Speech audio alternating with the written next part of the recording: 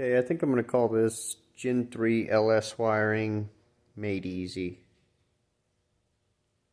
So I've already got another video explaining this layout that I have here. I've been getting a lot of questions about the fuse box and relays, all the powers. So what I've done here is each injector needs a power and each coil needs a power. So I just tie everything together slowly. All of the injectors are hooked to one wire now. Both of the coils are on one. Both O2 sensors and the mass airflow sensor are hooked together. And I just kind of slowly merge them down like this. That's exactly how GM does it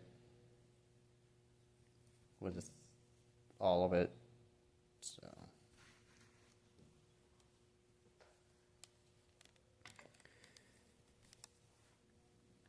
I built one of these.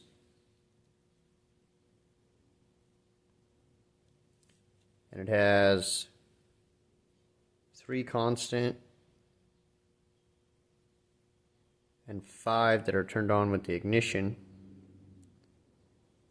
This ignition is ran by the relay. This one right here.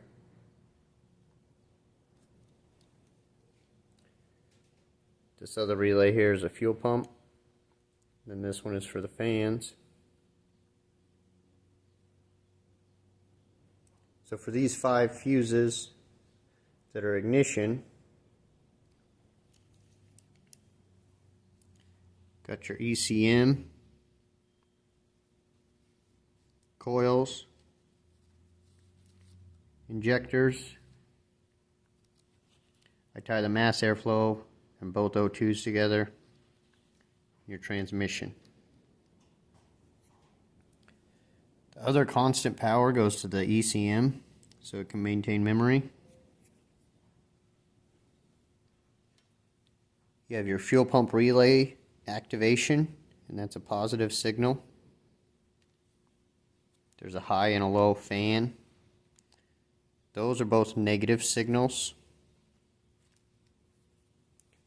Then I have a ground ran up from my central ground spot for the relays. Here we've got RPM, check engine light, TCC, data, something else, I can't really remember, maybe vehicle speed sensor. These aren't really too important for starting the engine and making it run.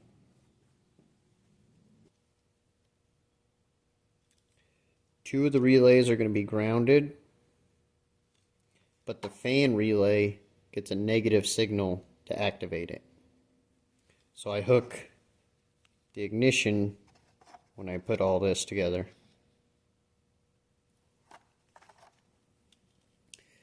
When it's all said and done, you have one power wire, one fan wire, one fuel pump wire, and the key on.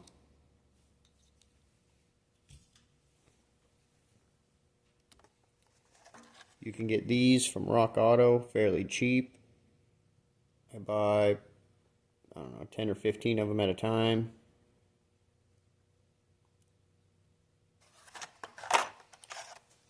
I also buy a bunch of relays.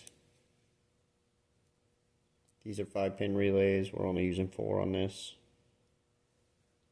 30 amp. These ones happen to be 40.